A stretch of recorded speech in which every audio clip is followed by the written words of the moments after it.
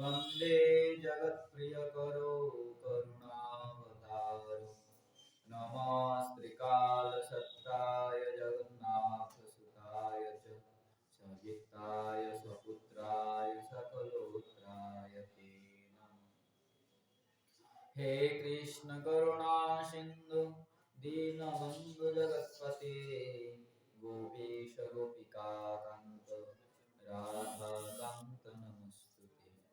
तप्त कांचन गौरांगे राधे वृंदावनेश्वरी वृषभानुसुते देवी तं नमामि हरिप्रिये।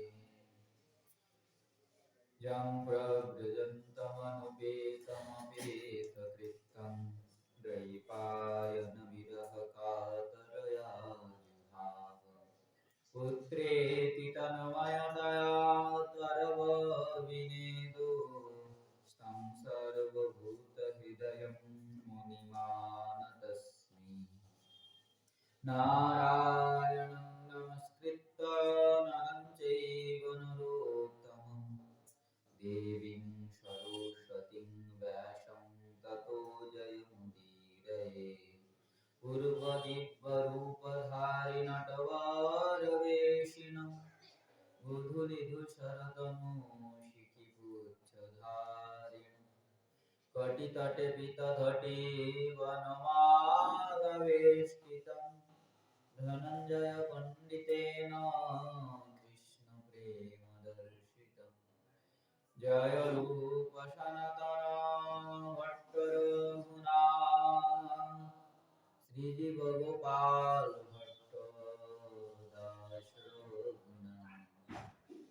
एथाय गोसाई करी चरण बंदन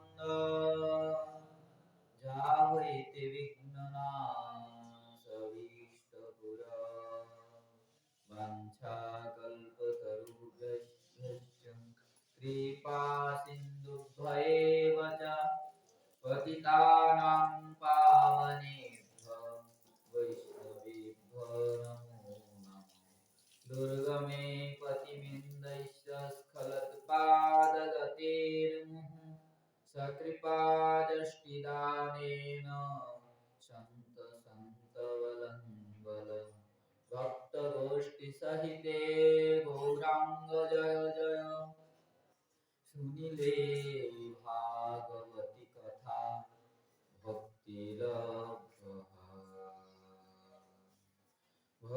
भक्त भगवंत गुरु चतुर्नाम बपुए।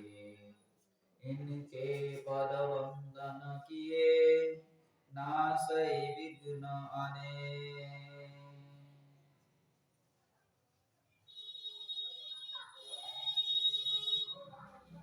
श्री श्री भक्तमाल ग्रंथ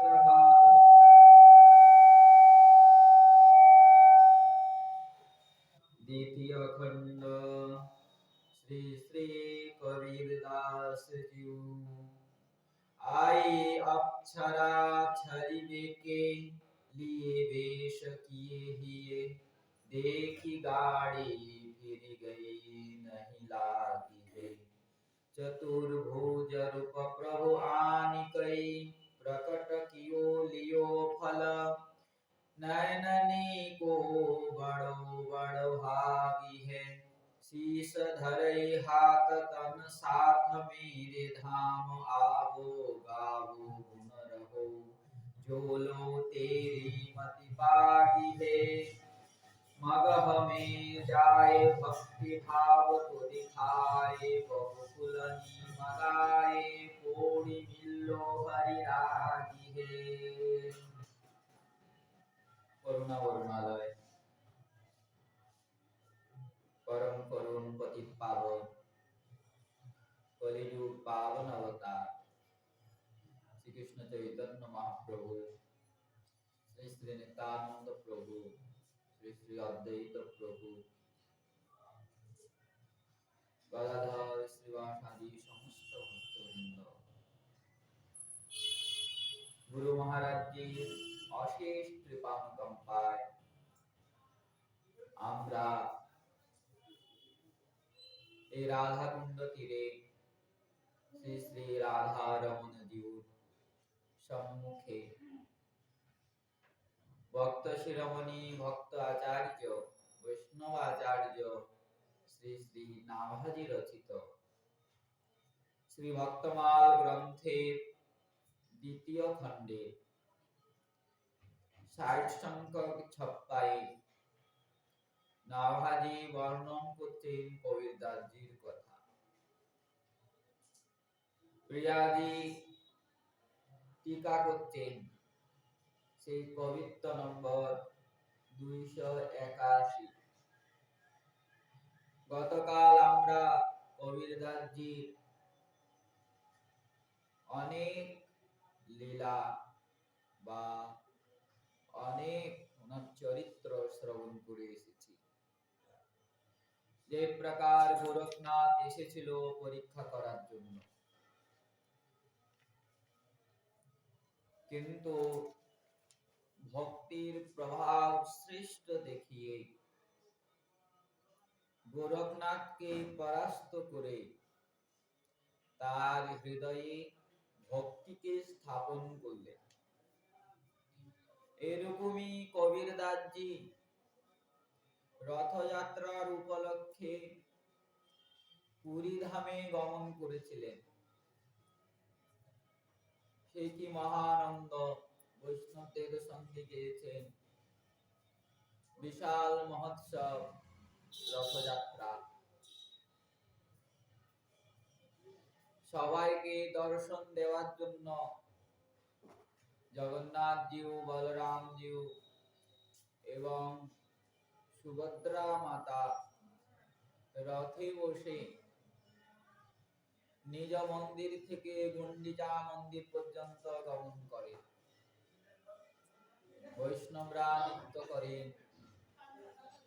একজন বৈষ্ণব কবিরদাসজিকে বলতে, আপনার অনেক প্রশংসা শুনেছি আমি, আপনি অনেক চমৎকার দেখিয়েছেন, এখানে শব্দ দিয়েছেন চমৎকার, তাই আমাকে একটু প্রভাব দেখান না, আমার মনে বড় দেখার মন। বৈষ্ণবের অভিলাষা জেনে কবিরদাসজি সেই বৈষ্ণবকেও ভক্তির প্রভাব দেখালেন। এইদিকে বৈষ্ণবদের সঙ্গে নৃত্য করছেন, বৈষ্ণবদের সঙ্গে সৎসঙ্গ করছেন। সেই বৈষ্ণব দেখছেন আরেক স্বরূপে জগন্নাথের কাছে চামর ঢুলাচ্ছে। সম্ভব অসম্ভব কিছু নয়, ভগবত কৃপা হলে সবই হয়। এরকমই একদিন কবিরদাসজি ছোলা খাচ্ছে আর মুখে রাম রাম রাম রাম নাম জপ করছে। একজন বৈষ্ণব এসে বলছেন যে আপনি এঁঠো মুখে রাম নাম জপ করছেন, ইষ্টদেবের নাম জপ করছেন, এটা আপনার উচিত হয় না, এটা উচিত হয় না। কবিরদাসজি কিচ্ছু বললেন না। সে বৈষ্ণবের কথায় সঙ্গে সঙ্গে মুখে জল নিয়ে কুল্লা করে সে বৈষ্ণবের মুখে ফেলে না, সর্বপ্রথম কুল্লা করে ফেলে দিলেন, দ্বিতীয়বার জল নিলেন, জল নিয়ে কুল্লা করে সে বৈষ্ণবের মুখে দিলেন। বৈষ্ণবের রাগ হয়ে গেল, আপনি এটা ঠিক করেছেন, মানে আমার মুখে এঁঠো জল কেন দিয়েছেন? কবিরদাসজি বলছেন, কোথায় এঁঠো জল দিলাম, কোথায় এঁঠো জল দিলাম? আমি তো আচমন করে এঁঠো তো ফেলে দিলাম, তারপরে জলটা দিলাম, তাহলে এঁঠো কি করে হলো? এঁঠো কি করে হলো? বলে মুখের থেকেই তো আছে। বলে বলুন, হরির নাম, রাম নাম, কৃষ্ণ নাম কোথা দিয়ে করবেন আপনি? ওই জিহ্বা দিয়েই তো করবেন। তাহলে আপনার মতে জিহ্বা তো সবসময় এঁঠো, জিহ্বা তো সবসময় এঁঠো। ওই জন্য ওইসব ভুল না ধরে, ভুল না বের করে খাইতে শুইতে সব সময় আমাদের মহাপ্রভু তো দেখিয়ে গেছেন যে অশুদ্ধ অবস্থায় শৌচ করতে করতে কৃষ্ণ নাম করতে হবে। যদি সেই অবস্থায় মৃত্যু হয়ে যায় তাহলে অন্তে নারায়ণ স্মৃতি শ্রীমদ্ ভাগবত ঘোষণা করছেন, সেটা তো নিয়ম হবে না। তাই সব সময় হরির নাম করতে হবে।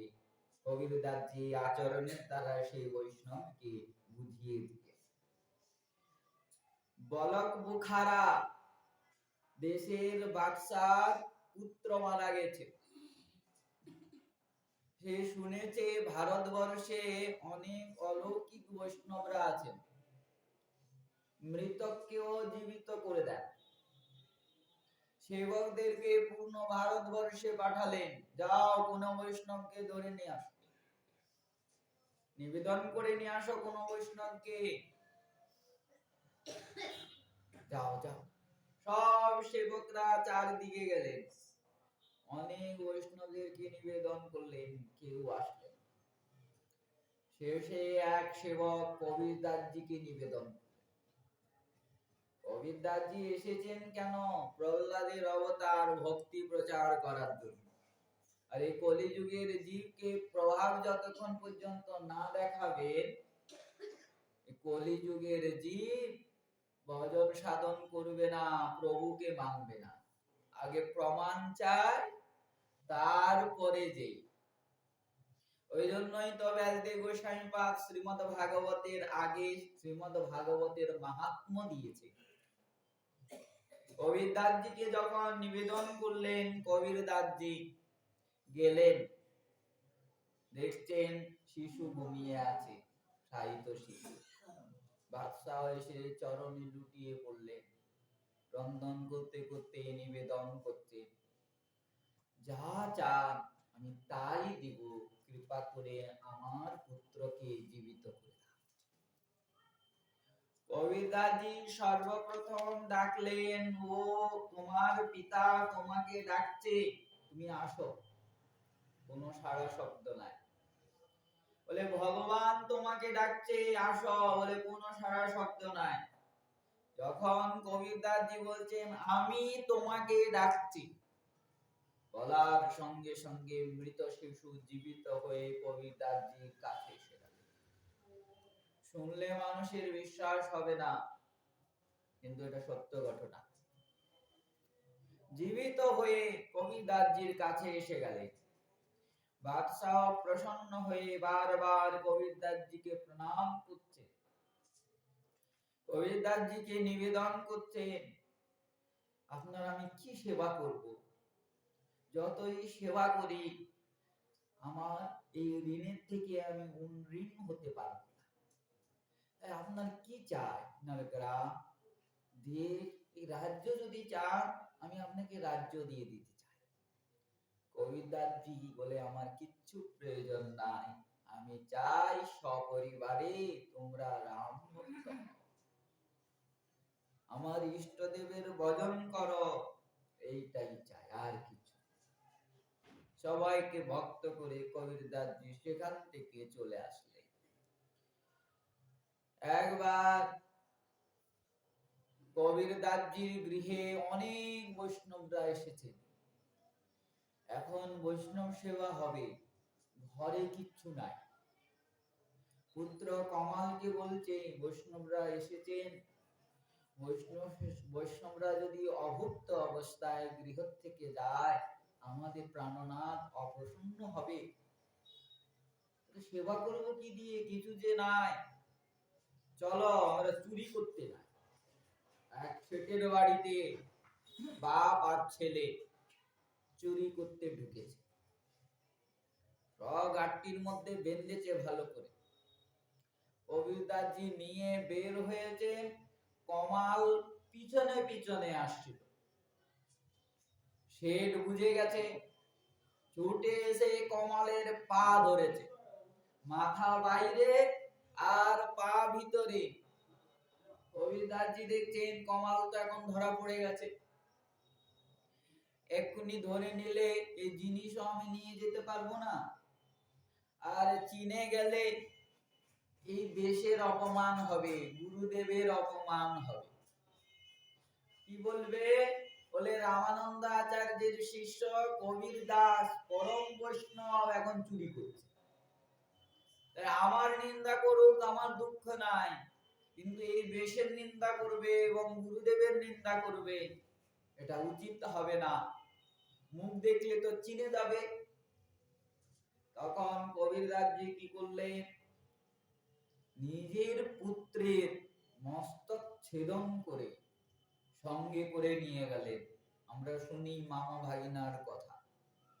যখন মন্দিরের ভিতরে শরীর আটকে গেল, এই উপাখ্যান অনেকবার শ্রবণ করেছি।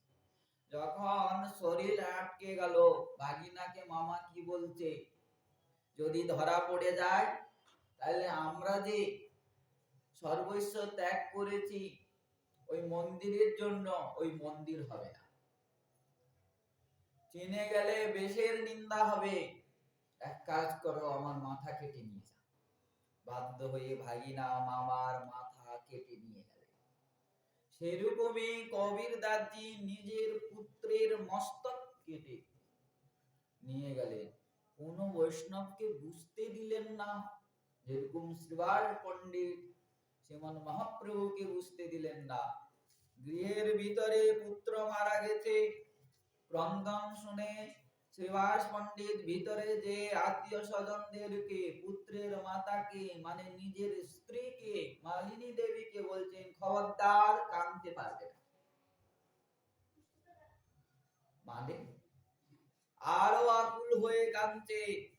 শ্রীবাস পণ্ডিত বলছেন, তোমাদের ক্রন্দনের দ্বারা আমার প্রভুর আনন্দে যদি বিঘাত ঘটে,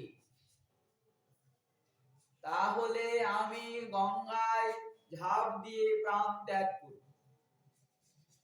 এসে আর দিব্যি নৃত্য করছেন শ্রীবাস পণ্ডিত। শ্রীমান মহাপ্রভু বলছেন, শ্রীবাস, আজকে নৃত্য করে যে সুখ পাচ্ছি না, কি হয়েছে? শ্রীবাস পণ্ডিত বলছেন, প্রভু কিচ্ছু হয় না, আপনি নৃত্য করুন। বাপ হয় শ্রীবাস পণ্ডিত, বাপ, পুত্র মারা গেছে, একটু না একটু দুঃখ থাকবে তো? বলে বিন্দু মাত্র দুঃখ নাই। না শরীরে দেখা দিচ্ছে, না মুখে দেখা দিচ্ছে। এই মুখটা হলো আমাদের দর্পণ। এই মুখ বলে দেয় কে রেগে আছে, কার দুঃখ আছে, মুখ বলে দেয়। কিন্তু দেখুন কত ভক্ত শ্রেষ্ঠ। মহাপ্রভু আবার জিজ্ঞাসা করছেন, শ্রীবাস, কেন আজকে আমি সুখ পাচ্ছি না, কি হয়েছে? শ্রীবাস পণ্ডিত বলছেন, প্রভু কিচ্ছু হয় না, আপনি নৃত্য করুন। ভক্তরা থাকতে পারলেন না। প্রভু, শ্রীবাসের পুত্র মারা গেছে। তখনই তো আফসোস করে শ্রীমান মহাপ্রভু বলছে, এই প্রকার ভক্তদেরকে, প্রিয়দেরকে আমি ছেড়ে কি করে যাব? সর্বপ্রথম সন্ন্যাসের সূত্র জানাচ্ছেন প্রভু। কি করে যাব? নিজের পুত্র মারা গেছে, আমার কষ্ট হবে, দুঃখ হবে, আনন্দে বিঘাত ঘটবে বলে জানালো না পর্যন্ত, কোনো ইঙ্গিতই পেলাম না আমি।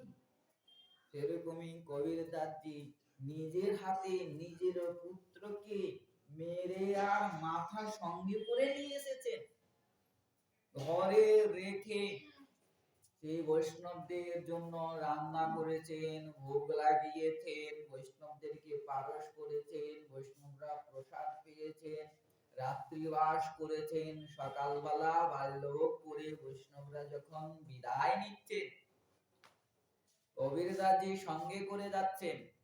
কিছু গ্রাম পর্যন্ত এগিয়ে যাবেন, গ্রামের বাইরে দেখছেন একটা শরীর, খালি শরীর। কি অবাক, সে উঠে আবার প্রণাম করছে বৈষ্ণবদেরকে, মাথা নাই, বৈষ্ণবদেরকে প্রণাম করছে। বৈষ্ণবরা জিজ্ঞাসা করছেন, কে তুমি? শরীরে মাথা নাই, তাও বৈষ্ণবের চরণে এত ভক্তি, দাঁড়িয়ে আর প্রণাম করছো, কে তুমি মহানুভাব, কে তুমি? উত্তর দিচ্ছে, আমি হলাম কবিরদাসজির পুত্র কামা। এই দশা কি করে হলো? তখন কবিরদাসজি বাধ্য হয়ে বললেন, বৈষ্ণবদের মনে বড় দুঃখ হলো, অনুতাপ হলো, প্রভুকে জানালেন, প্রভু এরকম ভক্তের পুত্রকে আপনি কি নিয়ে যাবেন? এটা কি আপনার উচিত হবে? কবিরদাসজি গিয়ে বলছেন, কোথায় মাথা কোথায় নিয়ে আসো। বৈষ্ণবরা মাথা এনে সেই শরীরে স্থাপন করে প্রভুর চরণামৃত এবং বৈষ্ণবদের চরণামৃত প্রদান করলেন। চরণামৃতের স্পর্শের সঙ্গে সঙ্গে কবিরদাসজির পুত্র কমাল দিব্য শরীর প্রাপ্ত করলেন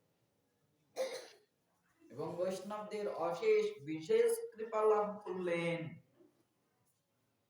কবিরদাসজি ভক্তির সাধনা করতেন, কিন্তু তার মধ্যে ওনার একটা শক্তি ছিল, শরীরকে শুদ্ধ স্থানে রেখে সূক্ষ্ম শরীর ধারণ করে আর তীর্থ পরিভ্রমণ করা।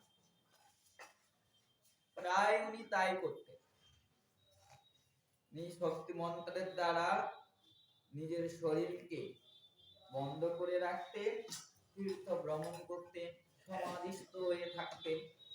এই প্রকারই একদিন শরীরকে স্থাপন করে তীর্থ পরিভ্রমণ গমন করে, কিন্তু সেই শরীরকে যে বন্ধ করে রাখেন তা করা হয়, চলে গেছে। সুযোগ পেয়ে গেল এক ব্রহ্মদত্ত, সে বৈষ্ণবের শরীরে প্রবেশ করে কবিরদাসজির শিষ্যদেরকে উল্টা উপদেশ দিয়ে। কবিরদাসজি যখন ফিরে আসছেন তার আগেই শরীর ত্যাগ করে চলে গেল। কয়েকদিন লাগলো, ওই কয়েকদিনের মধ্যে ওনার শিষ্যদেরকে উল্টা উপদেশ, অন্য উপদেশ প্রদান করলেন। যখন কবিরদাসজি সেই শরীরে প্রবেশ করে শিষ্যদের কাছে যাচ্ছেন, শিষ্যদের অবস্থা দেখে উনি ভয় পেয়ে গেলেন, আমার উপদেশ তো ছিল না এরকম, এরকম কেন হলো? বলে, না আপনি এরকম বলেছেন। আবার পুনর্বার উপদেশ দিয়ে ঠিক করার চেষ্টা করেছেন। এই কলিযুগ হয়, সুখ পেলে সবাই সুখের ভজন করতে চায়, সংসার সুখের ভজন করতে চায়। আমার সব ডান হাতের বাঁ হাতের শরীরের সব কাজও হবে আর সঙ্গে ভজনও হবে, আমি ওইসব খেতেও পারবো, আবার দীক্ষাও নিতে পারবো, আর ভজনও করতে পারবো, সুবিধা সবাই চায়। তাই কবিরদাসজির দুই প্রকার, দুই মতের শিষ্য হয়ে গেল।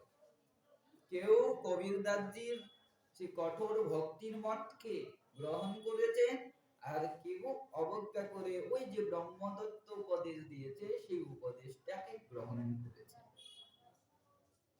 প্রিয়াদাসজি বর্ণন করছেন, এক সময়ে প্রভু কবিরদাসজির প্রশংসা করার, কবিরদাসজির ভক্তিকে পরীক্ষা করার জন্য স্বর্গের অপ্সরাকে পাঠিয়ে দিলেন। তাই প্রিয়াদাসজি বলছেন, আই অপ্সরা ছড়িবে কে লিয়ে, বলে অপ্সরা কবিরদাসজিকে ছল করার জন্য, ভক্তি থেকে বিমুখ করার জন্য, মনকে হরণ করার জন্য। এমনি তো অপ্সরা সুন্দরী, আরো সেজে গুজে কবিরদাসজি বসে আছেন, ওনার ঘরে প্রবেশ করলেন, হাব ভাব দেখাতে লাগলেন। শাস্ত্র কি বলছেন? এই সংসারে স্ত্রী হলো ভগবানের মায়া। শাস্ত্র বলছেন, জ্ঞানিন্ন করচিত অপহারই বরিয়াই বিমহমন করই, সৌমুনি জ্ঞান নিধান মৃগনয়নি বিধুমুখ, নিরখি বিবশ হই হরি জান নারী বিষ্ণু মায়া প্রকট। এই সংসারে নারী রূপে বিষ্ণুর মায়া প্রকটিত হয়েছে। বড় বড় ঋষিদের মনকেও হরণ করে নেন। আমরা তো তুচ্ছ, আমরা এই মায়ার থেকে নিজেকে কি করে রক্ষা করব?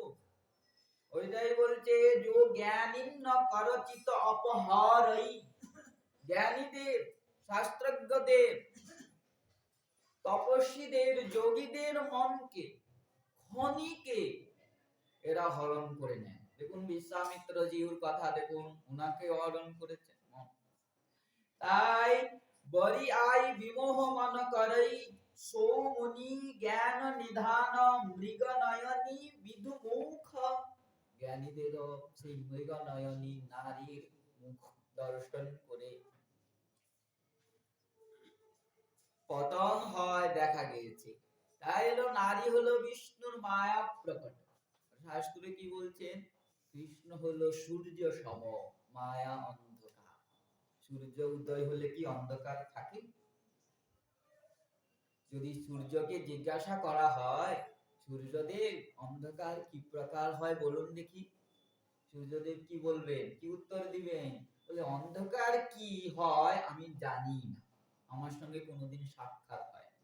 আলোর সঙ্গে অন্ধকারের কোনো সাক্ষাৎ নাই, সূর্যের সঙ্গে অন্ধকারের কোনো সাক্ষাৎ নাই। সেরকম কৃষ্ণের কাছে মায়ার কোনো স্থান নাই, মায়া অনেক দূরে করজোড়ো করে আর দাঁড়িয়ে আছে। কৃষ্ণের ভক্তের কাছে মায়া আসে না। মোহিত করতে পেরেছেন হরিদাস ঠাকুরকে, স্বয়ং মায়া এসেছে, সাক্ষাৎ মায়া। সেই মায়া দেবী বলছেন ব্রহ্মাদি জীবের আমি সবারে মহিল, একলা তোমারে আমি মোহিতে নারিল। ব্রহ্মাদি সমস্ত জীবদেরকে আমি মোহিত করলাম, একমাত্র তোমাকে আমি মোহিত করতে পারলাম না। বলে কেন করতে পারলে না? যে ব্রহ্মা কত সৃষ্টি করছে, সমস্ত সৃষ্টি ব্রহ্মার থেকে উৎপন্ন হয়েছে, সেই ব্রহ্মাকে তুমি মোহিত করে দিলে। একটা সাধারণ ব্রাহ্মণ কুলে জন্ম নিয়েছে না জবন কুলে জন্ম নিয়েছে, কোন আচার্যগণ ঠিক করে বলতে পারছেন। নিজে কিন্তু পালিত হয়েছেন জবন গৃহে, ঘরে কিচ্ছু নাই, ছিঁড়া কাপড় পরে আছেন, কিছু নাই, একলা, তারপরে একান্তে বসে আছেন। তাকে মোহিত করতে পারলে না? বলে না, পারলাম না। বলে কেন?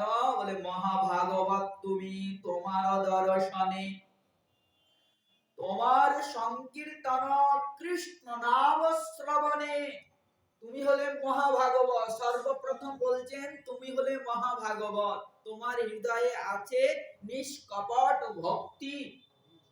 আর ভক্তি হলো গোবিন্দের অঙ্গ শক্তি, অদ্বিতীয় শক্তি। নারদ বলছেন, বলে তুমি হে ভক্তি দেবী, তুমি হলে কৃষ্ণের প্রাণের থেকেও অধিক প্রিয়া, প্রাণত অধিকা তুমি প্রিয়া, অতি প্রিয় ভক্তি সেই মহাভাগবতের হৃদয়ে বাস করছে।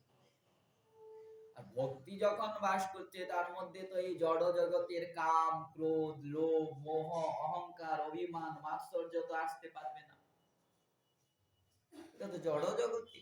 আর যদি এগুলো থাকে, নাই থাকে, যেখানে নাই সেখানে আবার মায়া আসুক, মায়া সাক্ষাৎ স্ত্রী রূপ ধারণ করে আসুক, মন মোহিত হবে। বলে হলো না, হরিদাসের হলো না। আরো মহাভাগবতের দর্শনে মন শুদ্ধ হয়ে গেল, মন শুদ্ধ হয়ে গেল। তাই মহাভাগবত তুমি, তোমার দর্শনে, তোমার সংকীর্তন কৃষ্ণ নাম শ্রবণে চিত্ত মোর শুদ্ধ হইল, তাহে কৃষ্ণ নাম লইতে। কি বলছেন? আমার চিত্ত শুদ্ধ হয়ে গেল, আমার মন এখন চাচ্ছে কৃষ্ণ নাম নিতে। কৃষ্ণ নাম উপদেশী কৃপা করো মুতে। হরিদাস ঠাকুরের কাছে মন্ত্র নিলেন। এরকম লক্ষ হীরাকেও হরিদাস ঠাকুর তার হৃদয় শুদ্ধ করে দিলেন। তদ্রূপ কবির দাসজির মনকে হরণ করতে পারলেন না। কবির দাসজির হৃদয়ে আছে নিষ্কপট ভক্তি। তাই সেই অপ্সরাকে বলছেন তুম ঘর যাও হামারি বাহানা, বোন বলে সম্বোধন করেছে। বলতেন তুম ঘর যাও হামারি বাহানা, বোন তুমি নিজের ঘরে যাও, আমার উপরে কোনো তোমার প্রভাব ঘটবে না। যাহা তিহার লেনা ন দেনা, এখানে তোমার কোনো লেনাও নাই আর কিছু দেনাও নাই, মানে তুমি কিছু নিতেও পারবে না আর তুমি কিছু দিতেও পারবে না। তাহলে ঘর ভরা থাকলে, কলসি ভরা থাকলে তার মধ্যে কিছু দেয়া যায়? আর কলসির এমন জল তোমার সামর্থ্য নাই নেওয়া। তাই বলছে এই হৃদয় রূপী ঘর রামের ভক্তিতে ভরা আছে। রাম বিনা বিশলা গই এ বহনা, তুমি যে অঙ্গভঙ্গি দেখাচ্ছ, ভাব দেখাচ্ছ, এগুলো সব আমার আনন্দ লাগছে না, বিষের মতো লাগছে, কালকুট বিষের মতো লাগছে আমার। আমি যে রাম রূপী অমৃত প্রাণ করেছি, ওই রাম নাম রূপী অমৃতের কাছে এগুলো তো বিষ বিষ। নারদের জীবনী দেখুন, যখন বৈষ্ণবদের উপদেশ পেলেন, মা যে এত ভালোবাসে, একটাই ছেলে, সংসার বলে মায়ের একটাই সন্তান নারদ, মা কত ভালোবাসে, সারাদিন পরিশ্রম করে ছেলের জন্য নানা রকমের ভোজন নিয়ে আসে, পরার জন্য কাপড় আদি নিয়ে আসে। নারদ বলছেন ওগুলো সব আমার বিষের মতো লাগে, যেন তপ্ত বন্ধনের মতো লাগে, তপ্ত শিকলের মতো লাগে, মানে লোহা আগুনে দিয়ে গরম করে যেন আমাকে বাঁধছে, এরকম লাগে। ওইটাই কবিরদাসজি বলছেন রাম বিনা বিশাল আ গয়ে হে বহনা, জগমগাত পটভূষণ সারি, তোমার যে জগমগ জগমগ জগমগ করছে এই পট, এই উত্তরীয় বা শাড়ি, উরা মতিনিকে হা, আর তোমার যে গলায় মতি আদির হার, ইন্দ্র লোকতে মোহন আয়, ইন্দ্র লোকের থেকে আমাকে মোহিত করতে এসেছো, করণ ভরতা, আমাকে প্রতিরূপে পাওয়ার জন্য এসেছো, ভরতা মানে পতি, প্রতিরূপে পাওয়ার জন্য এসেছো, ইনবাতন কো ছাড়ি দেও, এই আশা ছেড়ে দাও, কাজ হবে না তোমার, তুমি চলে যাও, রিগুণ গোবিন্দ কে গাও, এই আশা ছেড়ে দিয়ে আমার বুদ্ধি নাও, আমার উপদেশ নাও, মুখে গোবিন্দ গোবিন্দ গোবিন্দ বলে কীর্তন করো, আর এই মতি টতি ফেলে দাও, গলায় তুলসীর মালা পরো, তুলসী মালা উরুমে কহিরো বেগি পরম পদ পান, মুখে গোবিন্দ নাম আর গলায় তুলসীর মালা পরো, অল্প দিনেই অচিরাত গোবিন্দের চরণকে পাবে। ইন্দ্রলোক মে टूट पर है हम सम और न कोई, तुम तो हामे डिगावन आई जाहु देखी खोई, बहुते তপস্বী বাধি বিগোয়ে, তুমি তোমরা অনেক তপস্বীদের তপস্যাকে ভঙ্গ করেছো। কচ্চে সুতকো ধাগে, বলে ওদের ওই তপস্যা ছিল, আর তপস্যা যোগ সাধন এবং তপস্যা আদি কাঁচা সুতা, কাঁচা সুতা, কচ্চা সুতে কি ধাগি, কাঁচা সুতা, কাঁচা সুতা তো অল্পেই ছিঁড়ে যায়, টেরিকটের সুতা সহজে ছিঁড়ে না, এমনি সুতা টান মারবেন ছিঁড়ে যাবে, বলে ওটা হলো কাঁচা সুতা সুতা, जो तुम जतन करो বহু তেরা জল মে আগি না লাগে, বলে আমার হৃদয়ে যে ভক্তি আছে, এই ভক্তি কিন্তু কাঁচা সুতা নয়, তুমি যতই চেষ্টা করো জলে আগুন লাগাতে পারবে না। সেরকম ভক্তিরূপী জলের দ্বারা এই হৃদয় ভিজে আছে, ভিজা কাপড়ে সহজে আগুন লাগে, ভিজা বাঁশে সহজে আগুন লাগে, এইটাই তো উদাহরণ দিলেন কাম্বনের সিদ্ধ বাবা, গোবর্ধনের সিদ্ধ বাবাকে। দেখো কৃষ্ণদাস একটা কাঁচা বাঁশকে কেটে জলে ডুবিয়ে রাখো, বহুদিন ডুবিয়ে রাখো, উঠিয়ে সিধাসিধি যদি আগুনে দাও, কি আগুন লাগবে? তাহলে কি করতে হবে? সূর্যে শুকাতে হবে, তারপর আগুন লাগাতে হবে। আর তুমি মনে করছো যে আমি এই জলের মধ্যে ডুবে থেকে আর আগুন, ভক্তিরূপী আগুন লাগাবো? লাগবে। কি করতে হবে? বলে বৈরাগ্য রূপী সূর্যে শরীরকে, মনকে, ইন্দ্রিয়দেরকে তাপাতে হবে, তারপর ভক্তিতে আগুন লাগবে, ভক্তিরূপী আগুন লাগবে। সেটাই আজ কবিরদাসজি সেই অপ্সরাকে বলতেন, তুমি জলে আগুন লাগাতে চাচ্ছ, জলে কি আগুন লাগে? কোনোদিন লাগবে না, তোমার চেষ্টা সব বৃথা যাবে। हो तो केवल हरि की शरण तुम, हो झूठी माया। আমি হলাম হরির শরণাগত, আমি আমার প্রাণনাথ শ্রী রামের চরণে নিজেকে চিরকালের জন্য অর্পণ করে দিয়েছি। আর হরি ভক্তি হলো সত্য, হরি ভক্ত হলো সত্য, হরি হলেন সত্য, আর তুমি তো মায়া, মিথ্যা, ঝুটি মায়া। गुरु परताप साधु की संगति में जो परम पद पाया। বলে এই ভক্তিকে আমি কোথায় পেয়েছি? বলে গুরুদেবের সঙ্গ প্রাপ্ত করে, বৈষ্ণবের সঙ্গ প্রাপ্ত করে, গুরু কৃপা, বৈষ্ণবের কৃপা। নাহলে তো অভিমান এসে যাবে যে আমার হৃদয়ে ভক্তি আছে, তুমি আমাকে পরাস্ত করতে পারবে। আর অভিমানের কোথাও স্থান নাই। আমরা শুনেছি জয়মিনী ঋষির কথা, প্রায় শুনি। জয়মিনী ঋষি এই তো অহংকার করলেন গুরুদেবের কাছে, ব্যাস মুনির কাছে, গুরুদেব আমি মায়াকে জয় করে নিয়েছি। গুরুদেব বলছেন মায়াকে কেউ জয় করতে পারে না, প্রভু যাকে কৃপা করে সেই একমাত্র মায়ার থেকে রক্ষা পায়। মার্কণ্ড ঋষি 6 মন্বন্তর পর্যন্ত তপস্যা, ভাবা যায় 6 মন্বন্তর, কিন্তু প্রভু মায়ায় মোহিত করে দিলেন, মায়া দর্শন করতে চাইলেন। এতদিন ধরে তপস্যা করেছেন, তাইলে মায়া দেখে তো চিনা দরকার। প্রভু বলছেন যথা সময়ে আমি দেখাবো।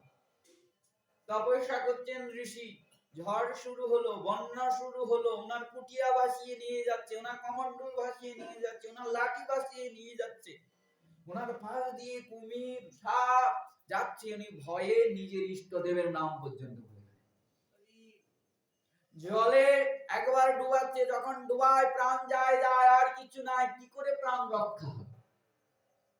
ভজনের লাইনে আচার্যরা বলছেন, বলে এরকম উৎকণ্ঠা যতক্ষণ পর্যন্ত উৎপন্ন না হচ্ছে ততক্ষণ পর্যন্ত হরিকে পাওয়া যাবে না, যুগল কিশোরের সেবা পাওয়া যাবে না। বলে কিরকম উৎকণ্ঠা?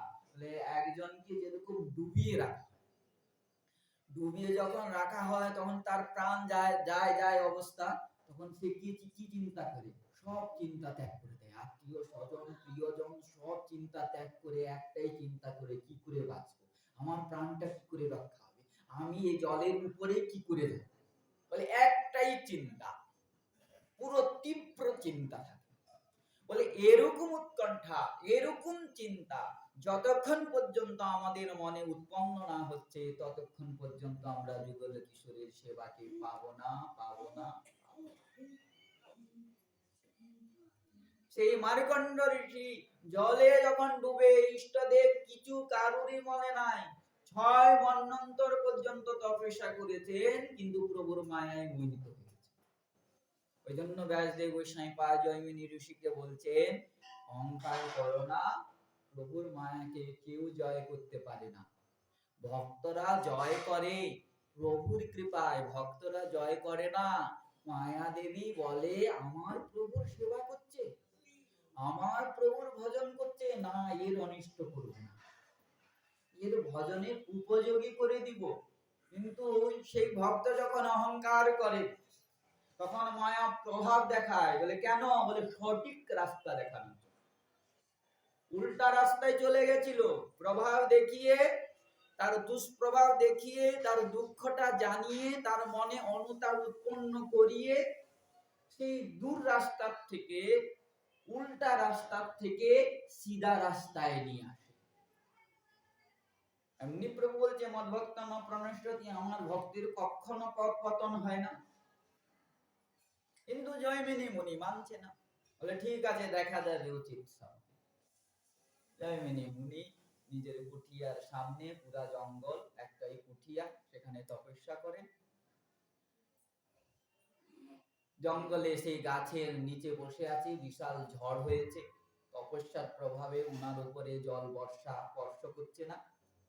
একজন স্ত্রী জলের মধ্যে ভিজতে ভিজতে ছুটে এসে আর সেই জয়মিনী ঋষির চরণে পড়ে গেছে, ঋষি বাবা রক্ষা করুন, রক্ষা করুন, আমার সঙ্গীরা কোথায় হারিয়ে গেছে, এই ভীষণ ঝড় হচ্ছে, তার মধ্যে রাত্র হয়ে গেছে, জঙ্গল, রাস্তা চিনছি না, কোথায় যাব, অবলা জাতি, একটা রাত্রের জন্য আমাকে আশ্রয় দিন, একটা রাত্র, সকালবেলা উঠে চলে যাব।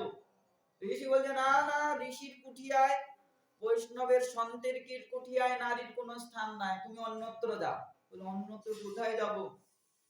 অপরিচিত স্থান, আপনি যদি আশ্রয় না দেন তাহলে আমার মৃত্যু অবশ্যই হবে।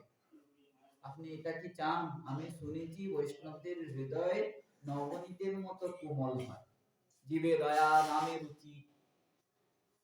আমি একটা জীব, তো রক্ষা করা আপনার ধর্ম। জয়মিনী মুনি বলছে তা তো ঠিক, ঠিক আছে দেবী, এই কুঠিয়ায় প্রবেশ করে যান, ভিতর দিয়ে দরজা বন্ধ করবেন, আমিও যদি ডাকি তাও খুলবে। ঢুকে গেছে। এইদিকে জয়মিনী ঋষি চোখ বন্ধ করে যখন ধ্যান করেন, বলে প্রভুর ধ্যান তো আসে না, ওই যে স্ত্রী ভিজতে ভিজতে এসেছে তার ধ্যান। যখনই চোখ বন্ধ করেন সামনে দেখেন সেই স্ত্রী দাঁড়িয়ে আছে, যখনই চোখ বন্ধ করেন সামনে দেখেন সেই স্ত্রী, মন চঞ্চল হয়ে গেল, ভজন সাধন সব বিদ্যা, সব শাস্ত্র জ্ঞান ভুলে গেলেন, সেই স্ত্রীকে প্রাপ্ত করার জন্য কাতর হয়ে উঠলেন, ডাকছেন দেবী দরজা খুলো, দেবী দরজা খুলো, দরজা খুললেন না। রাস্তা খুঁজছেন চারদিকে, কোথাও পেলেন না, বর্ণকুটির তো উপর দিয়ে ঝাঁপ দিয়ে ভিতরে যখন প্রবেশ করছেন সেখানে কোনো স্ত্রী নাই, গুরুদেব ব্যাসদেব গোসাই পাদ দাঁড়িয়ে আছে। কি বললাম জয়মিনী, অহংকার করোটা, চরণে পড়ে ক্রন্দন করতে করতে বলছেন আমার অপরাধ হয়ে গেছে, আমি অহংকার করেছি, প্রভুর মায়াকে কেউ জয় করতে পারে না।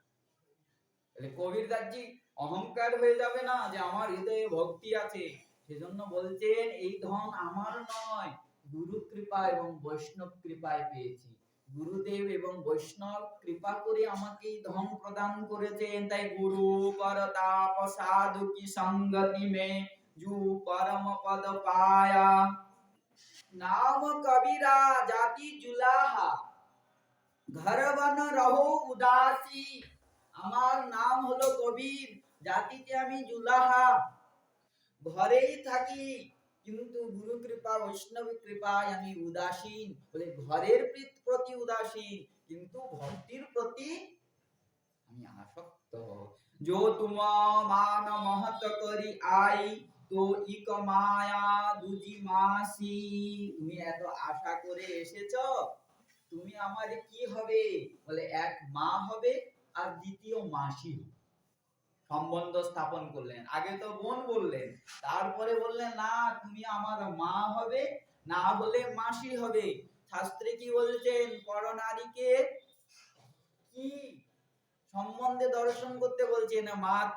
মাতৃবৎ পরদারেষু, পরস্ত্রীকে মা জ্ঞান করতে হবে। আর এমনিও কি কবির দাসজির এই অপ্সরা মাসি হয়, বলে কি করে? বলে এই অপ্সরা সমুদ্র মন্থন থেকে উৎপন্ন হয়েছে, আর লক্ষ্মী দেবীও ওই সমুদ্র থেকে উৎপন্ন হয়েছে।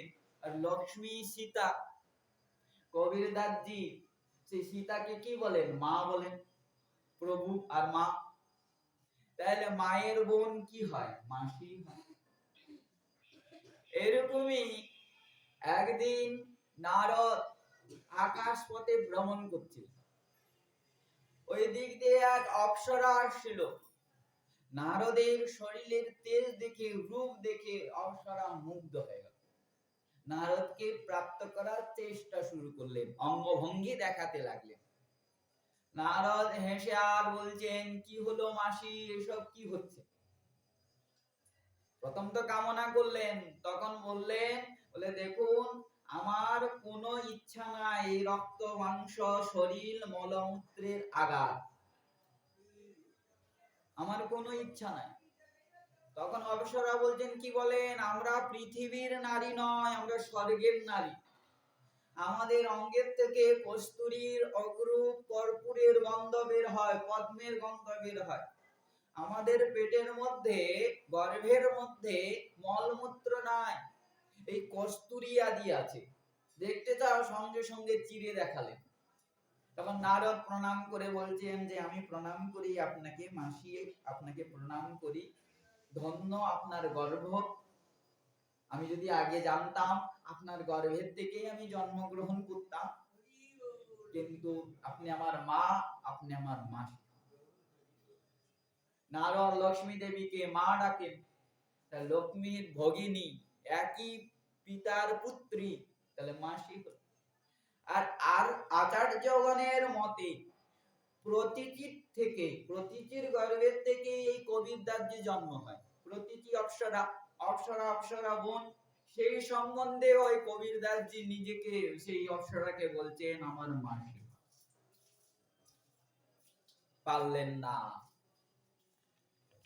সেই অপ্সরা চলে গেল। তাই গাড়ি ফিরে গই নাহি লাগি হে, প্রভু প্রসন্ন হয়ে গেলেন, কবিরদাসজির সামনে প্রকটিত হলেন শঙ্খ চক্র গদা পদ্ম ধারণ করে। তাই চতুর্ভুজ রূপ প্রভু আনিকাই প্রকট কিও লিও ফল নয়নে কো বড়ি বড় ভাগী হে। সামনে দাঁড়ালেন শঙ্খ চক্র গদা পদ্ম ধারণ করে, গল গল দেশে কৌস্তুভ মণি, সেই কি যেন কোটি সূর্য একত্রিত হয়েছে। কবিরদাসজি আকুল হয়ে সাষ্টাঙ্গে প্রণাম করছেন, অশ্রু জলের দ্বারা প্রভুর চরণ ধৌত করলেন, অনিমিষ নয়নে তাকিয়ে আছে। ওই জন্য প্রিয়াদাসজি বলছেন যে কিও লিও ফল নয়নি কো, এই যে আমরা নেত্রগুলো পেয়েছি, এই নেত্রগুলো কেন পেয়েছি? এই জগৎকে দেখার জন্য, এই জগতের সৌন্দর্যকে দেখার জন্য? বলে না না, আমরা এই নেত্র পেয়েছি একমাত্র প্রভুকে, প্রভুর ভক্তকে, প্রভুর ধামকে, প্রভুর প্রসাদকে দর্শন করার জন্য। তাই অশ্নতাম ফলমিদম না পরম বিদাম, গোপীগণ বলছে এই অক্ষে, এই চোখের একমাত্র ফল হলো তোমার দর্শন, নালে চোখ নয়। এই তো চোখ ওই কানা কড়ির মতো। রামচরিত্র মানুষ বলছে ইহাই পরম ফল, ইহাই বড়াই, বলে এটাই পরম ফল, এটাই প্রশংসার পাত্র। বলে কি? নখ নখ শিখ রুচির বিন্দু মাধব ছবি নিরখি নয়ন অভাই। বলে নখাগ্রের থেকে কেশাগ্র পর্যন্ত এই নয়ন যখন সে প্রভুকে দর্শন করবে, এই নেত্রে দৃষ্টি পাওয়ার সফলতা লাভ হবে। তাই হই হই সুফল আজু মম লোচনা, আমার আজ সফল হয়ে গেল এই লোচন। প্রাণনাথ, তুমি যখন দর্শন দিলে, এই নয়নের দ্বারা তোমাকে আমি দর্শন করলাম, এই নেত্র পাওয়া আমার সফল হয়ে গেল। তাই হই সুফল আজু মম লোচনা, দেখি বদন পঙ্কজ ভব মোচনা। তাই দেখি বদন পঙ্কজ, তোমার মুখ কমল যখন দর্শন করলাম, আমার আর ভয় নাই। কেন ভয় নাই?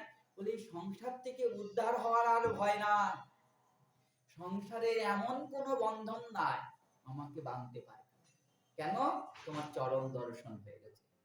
এটাই তো কুন্তী দেবী বলছেন যে দুঃখ দাও, দুঃখে তোমার দর্শন হবে, তোমার দর্শন হলে আর মাতৃগর্ভ দর্শন হবে না, এই সংসারের দর্শন হবে না। এটাই তুলসীদাসজি বলছেন দেখি বাদান পঙ্কজ ভব মোচনা, ভব আপনি আপ মোচন হয়ে যাবে, মোচন করতে হবে। কোন বৈষ্ণবকে জিজ্ঞাসা করছেন তুমি সংসারকে মোচন কি করে করলে, তুমি মায়ার থেকে কি করে বাঁচলে? সে বৈষ্ণব উত্তর দিচ্ছেন কি করে যে হয়ে গেল আমি জানি না। তপস্বীরা তপস্যা করে, ব্রত করে, কঠোর সাধনা করে, ইন্দ্রিয়দেরকে শাসন করে মায়ার থেকে বাঁচার চেষ্টা করে, কতজন সফল হয় জানি না, কিন্তু ভক্ত কোনো চেষ্টা করে না, সংসারেই থাকে। কিভাবে কিভাবে স্ত্রী পুত্র আত্মীয় স্বজনের প্রতি, ধনের প্রতি, কাঞ্চনের কামিনীর প্রতি মন সরে যায়, মন চিরকালের জন্য গোবিন্দের চরণে, রাধারানীর চরণে লেগে যায়, ভক্ত নিজেও জানে না, তাই অনায়াসে হয়ে যায়। তাই বলছেন যে নিজ পরমঃ প্রীত দেখি লোচন সুফল করি সুখ পাই হো, নিজ প্রভু বদন নিহারি নিহারি লোচন সুফল করো উরগারি। তদ্রূপ কবির দাসজি প্রভুকে দর্শন করে করে আর ভাবছেন যে সৌভাগ্য, হে প্রাণনাথ, কেউ যদি মনে করে আমি সাধনার ফলে প্রভুকে পাবো না, প্রভু কৃপা করে দর্শন দেন। মা যশোদা কৃষ্ণকে বাঁধার বহু চেষ্টা করলেন, বাঁধতে কি পারলেন? পারলেন না। কৃষ্ণ যখন বললেন মা, কৃষ্ণ মায়ের পরিশ্রম দেখলেন, পরিশ্রম দেখে বলছেন মা তুমি কি আমাকে বাঁধতে চাও? মা বলছেন তার জন্যই তত চেষ্টা করছি, দাও।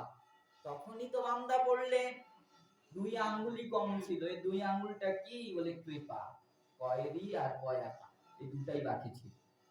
ভক্ত সাধন করে, ভগবান কৃপা করে দর্শন দেয়। এরকমই হিমালয়ে এক যোগী তপস্যা করছিল, কঠোর তপস্যা, এই প্রসঙ্গ অনেকবার আমরা বর্ণন করেছি। কঠোর তপস্যা করছিল, প্রভু তপস্যায় প্রসন্ন হয়ে বলে যাক তাকে কৃপা দর্শন দিয়া যাক। প্রভু আসলেন, প্রকটিত হলেন, যোগীকে বলছেন, যোগী প্রণাম করলো, যোগীকে করছেন তোমার যোগে আমি প্রসন্ন হলাম, বর চাও।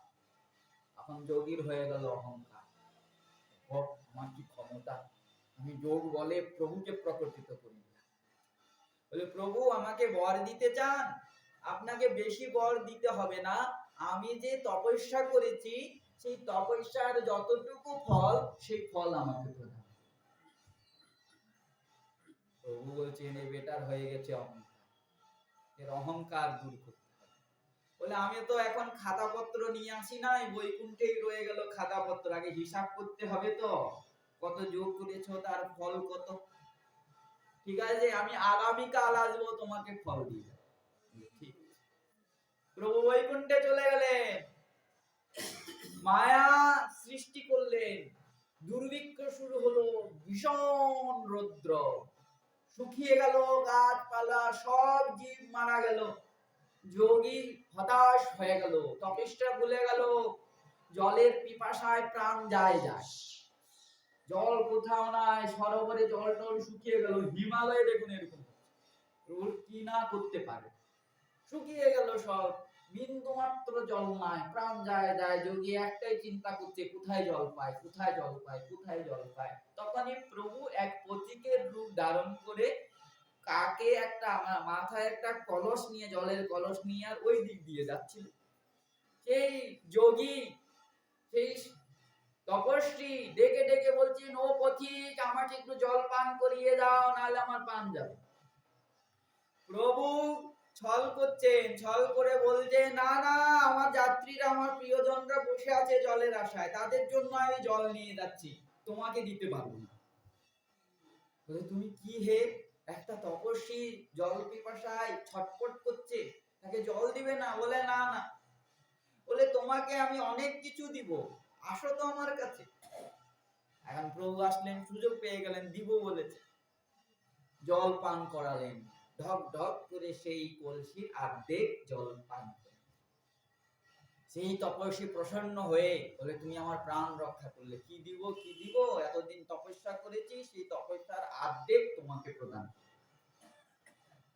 প্রভু চলে গেলেন, আবার হারা ভরা হয়ে গেল, কি করে সেই তপস্বীও বুঝলো না, খালি মনে থাকলো তপস্বীর যে আগামী গতকাল এরকম হয়েছে। প্রভু প্রকটিত হলেন, প্রভুকে দর্শন করে বলছেন, এনেছেন হিসাব? বলে হ্যাঁ এনেছি। বলে কি? বলে এই যে অর্ধেক কলসি জল, এই অর্ধেক কলসি জল। তপস্বী বলছেন, আপনি আমার সঙ্গে পরিহাস করছেন? বলে না, পরিহাস করছি না তো, গতকালের কথা আপনি ভুলে গেছেন? গতকালে আপনি জল পিপাসা ছটপট ছটপট করছিলেন, এক পথিক আসলো, জল পান করালো অর্ধেক কলসি, আপনি তাকে কি করলেন? তপস্যার অর্ধেক ভাগ দিয়ে দিলেন। তাহলে তপস্যার অর্ধেক অর্ধেক কলসি তার ফল, তাহলে আপনার কাছে যে অর্ধেক আছে তার অর্ধেক কলসি, সে অর্ধেক কলসি জল পান করুন। তপস্বী বুঝতে পারলো যে আমি অহংকার করছি বৃথা, প্রভুর চরণে পড়ে ক্রন্দন করতে লাগলো। সাধক সাধনা করিবে, তাও প্রভুর ইচ্ছা, কিন্তু সাধনায় না ভক্তিকে পাওয়া যায়, না সাধনায় প্রভুকে পাওয়া যায়। প্রভু তো ভক্তকে কৃপা করে দর্শন দিবেন, প্রভুর এটা কৃপা। তাই প্রভুর কৃপা দেখে আজ কবির দাস ক্রন্দন করছে। মা যেরকম শিশু ক্রন্দন করলে কোলে বসিয়া হস্তমর্দন করে, শান্ত করে, আর চতুর্ভুজ ভগবান কবির দাসজিকে কোলে বসিয়ে মস্তকে হাত বুলাচ্ছেন, সারা শরীরে হাত বুলাচ্ছেন। এই কবির দাসজি যে প্রহ্লাদ মহারাজের অবতার, সে প্রহ্লাদ মহারাজকে যে প্রভু খুব ভালোবাসেন।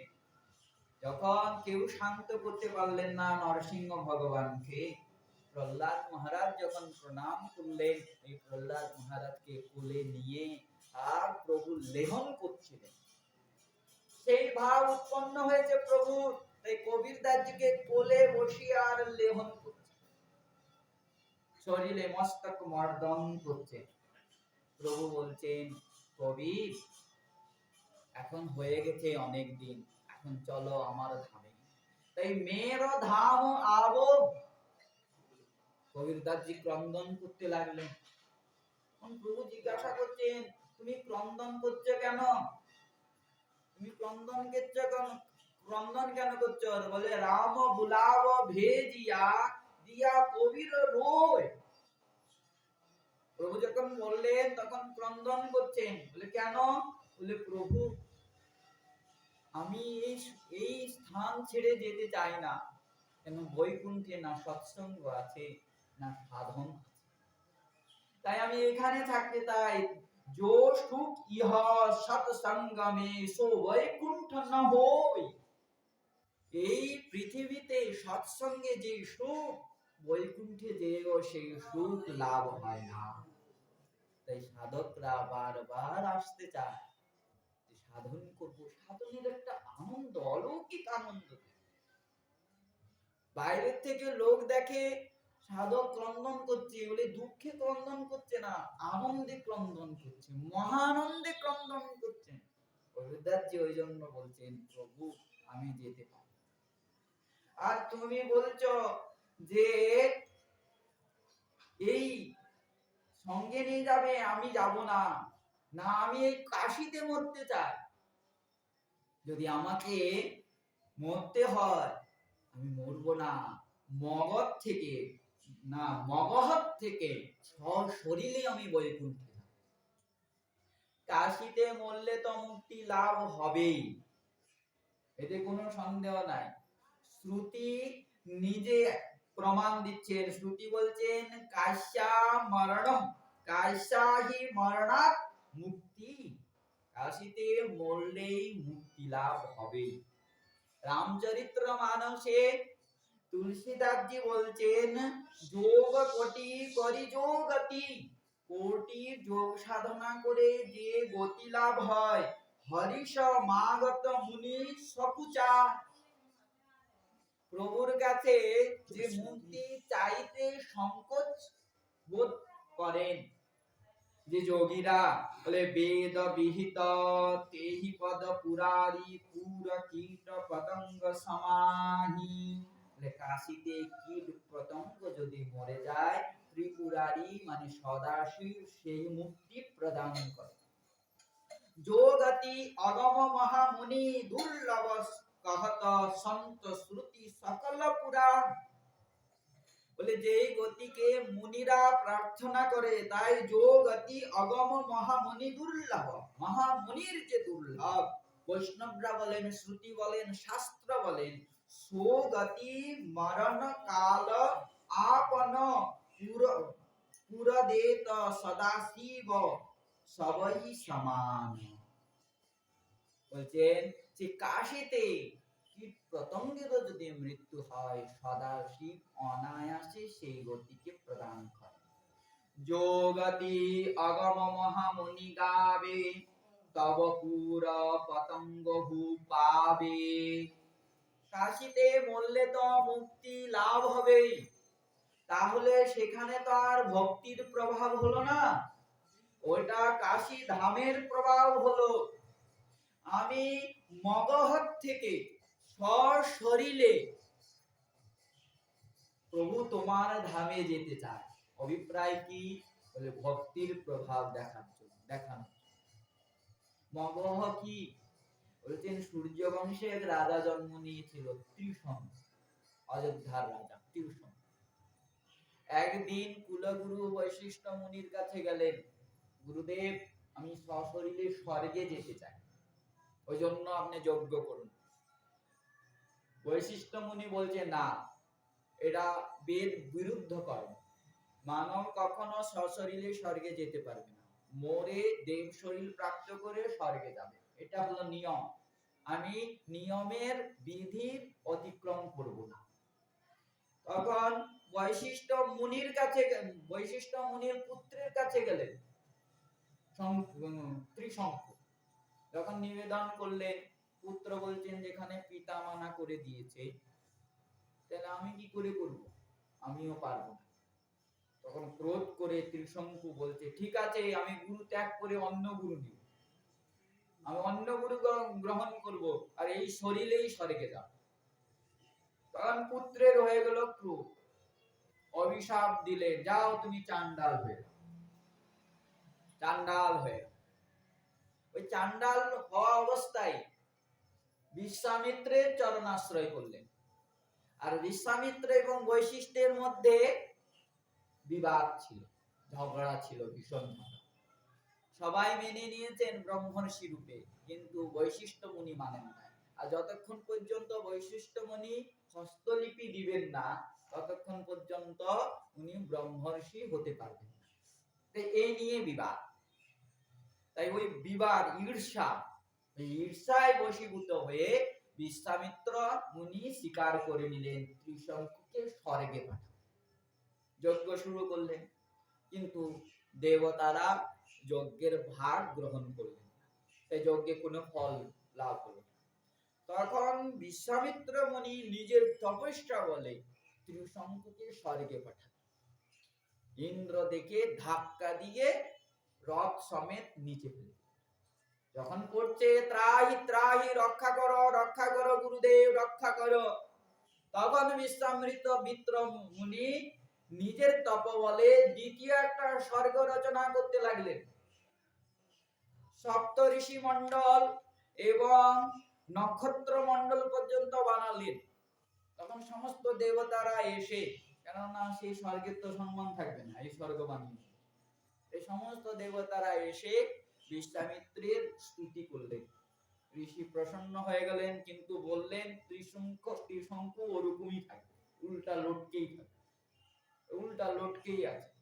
বলে সেই বিশ্বামিত্রের শরীরের ঘামের থেকে আর মুখের লালার থেকে যে নদী উৎপন্ন হয়েছে সেই নদীর নাম হলো কর্মনাশা। ওই নদীতে যে স্নান করে তার সমস্ত সুকর্ম নষ্ট হয়ে যায়, সুকৃতি নষ্ট হয়ে যায়, সেই কর্মনাশা নদী। আর ওই রথ এবং ত্রিশঙ্কুর ছায়া পৃথিবীতে ওই দক্ষিণেই আছে, যেই পৃথিবীতে যেই স্থানে পড়েছে সেখানে যদি মৃত্যু হয় তাহলে সেই স্থানের নাম হলো মগহ। সেই স্থানে যদি মৃত্যু হয় তার মুক্তি হয় না। ওই জন্যই কবির দাসজি বলছেন, আমি ওই স্থানের থেকে সশরীরে প্রভু তোমার ধামে সাকেতপুরে যেতে চাই। তাহলে তো জগৎ দেখবে ভক্তির কি প্রভাব। যোগ বলে তপস্যা বলেও ত্রিশঙ্কু স্বর্গে যেতে পারে না। আর ভক্তির প্রভাবে দেবতাদের যে অদৃষ্ট, দেবতারাও দর্শন পায় না যে বৈকুণ্ঠকে, যে বৈকুণ্ঠ গমন তো দূরে থাক, দর্শনও পায় না। বলে সে ব্রহ্মলোক অতিক্রম করে, জ্যোতির্ময় ধাম অতিক্রম করে বৈকুণ্ঠ লোকে সাকেত ধামে আমি যাব সশরীরে, প্রভু আমাকে কৃপা করো। তাই যো কবিরা কাশী মারে রাম হি কোন নিহারো। কাশীতে বললে তো এমনি মুক্তি হবে, তাহলে রামের প্রভাব কোথায়, রামের মহিমা কোথায়? তাই অবিনাশী কি গোদ মে বিহসত দাস কবীরা। ভাব, যখন কবির দাসজি মৃত্যুর সময় বা অপ্রকটের সময় এসে উপনীত হলো, মগধের রাজা এবং কাশীর রাজাকে বললেন যে আমার গমনের নিত্যলীলায় প্রবেশের সময় এসে গেছে। দেখো, আমাকে জবনরাও মানে আর হিন্দুরাও মানে, আমি যাওয়ার পর তাদের মধ্যে যেন বিবাদ না হয়, সেজন্য একটা আমার পুষ্প শয্যা সাজা, তার মধ্যে আমি শয়ন করি। উত্তরীয় ঢাকা থাকবে, যখন শঙ্খধ্বনি হবে, সবে শঙ্খধ্বনি হবে তখন মনে করবে আমি গমন করেছি, নিত্যলীলায় প্রবেশ করেছি, প্রভুর ধামে গমন করেছি। তাই হলো, শয়ন করলেন, শঙ্খধ্বনি হলো। উত্তরীয় যখন সরালেন, কবির দাসজির শরীর নাই, খালি পুষ্প আছে। তাহলে অর্ধেক পুষ্প যবনরা নিয়ে নিলেন আর অর্ধেক পুষ্প হিন্দুরা নিলেন, নিজের নিজের স্থানে স্থাপন করলেন। তাই পয়ার প্রসিদ্ধ আছে যে উনার গমনের, বলে 1549 মে মগহর কিন গৌন, যে মগহন কিন গৌন অগহন মোদি একাদশী মিললো পৌর্ণমী পৌর্ণম। তুলসীদাসজি দুঃখ করছিলেন, কবিদাসজির সময়ে আমি আসতে পারলাম না, উনার সঙ্গ লাভ হলো না, উনার সৎসঙ্গ লাভ হলো না, ক্রন্দন করছিলেন আকুল হয়ে। কবিরদাসজির পুত্র কমালজিকে জানালেন। কমালজি বলছে, পিতার দর্শন করতে চান আপনি? বসুন, আমি দর্শন করাচ্ছি। যখনই কমালজি চোখ বন্ধ করে কবিরদাসজি স্মরণ করলেন, কবিরদাসজি প্রকটিত হয়ে তুলসীদাসজিকে দর্শন দিলেন। এর দ্বারা বোঝা যায় সাধকের কখনো মৃত্যু হয় না। আমরা আগেই প্রসঙ্গ শুনে এসেছি হরি রাম ব্যাসজির কথা।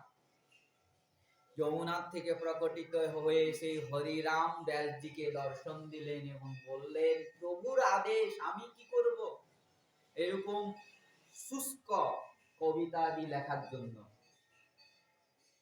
তদ্রূপ সেই তুলসীদাসজিকে দর্শন দিলেন। এরকম সাধক সনাতন গোস্বামী পাদ কতবার দর্শন দিলেন, রূপ গোস্বামী পাদ দর্শন দিলেন। অনেক সাধকের জীবনী আছে যে তিনারা সিদ্ধ হয়ে যাওয়ার পর নিত্যলীলায় প্রবেশ করেছেন, করার পর আবার দর্শন দিচ্ছেন। এই পদ্ম পুরাণ বলছে, ন কর্ম বন্ধনম জন্ম বৈষ্ণবানাঞ্চ বিদ্যতে বিষ্ণুর অনুচরত্বম হি মোক্ষম আহুর মনীষিণঃ। বৈষ্ণবের না কর্মবন্ধন আছে, না বৈষ্ণবের জন্ম হয়, যখন জন্মই হয় না মৃত্যু হবে কি করে? এই জন্য বলছে, না কর্ম বন্ধনম জন্ম বৈষ্ণবানাঞ্চ বিদ্যতে। প্রভুর প্রিয় পার্ষদ, প্রভুর প্রিয় ভক্তগণ প্রভুর আদেশে বা প্রভুর সঙ্গে আগমন করে, আবার প্রভুর সঙ্গেই চলে যান। চৈতন্য ভাগবতে অন্তলীলায় বলছেন, অতএব বৈষ্ণবের জন্ম মৃত্যু নাই, সঙ্গে আইসেন সঙ্গে যায়েন কথায়, ধর্ম কর্ম জন্ম বৈষ্ণবের প্রভু নয়, পদ্ম পুরাণেতে ইহা ব্যক্ত করি কহে। পদ্ম পুরাণে এটা ব্যক্ত করে বলেছেন, বৈষ্ণবের না জন্ম আছে না মৃত্যু আছে, প্রভুর ইচ্ছায় আগমন করেন আর প্রভুর ইচ্ছায় গমন করেন। কবির দাসজি সেই অগ্রহায়ণ মাস একাদশী তিথিতে গমন করলেন।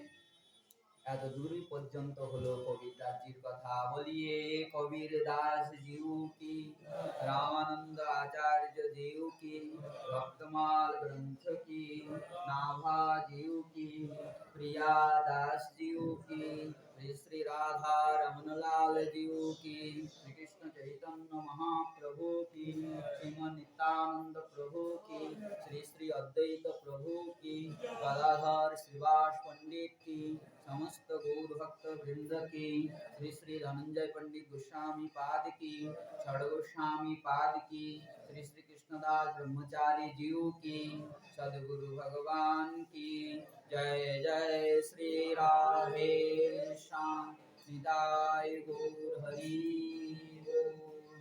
আমরা আবার আগামীকাল এরপরে যে পিপাজির কথা বলছেন সে কথা শ্রবণ করব। জয় রাধে শ্রী রাধে নিতাই।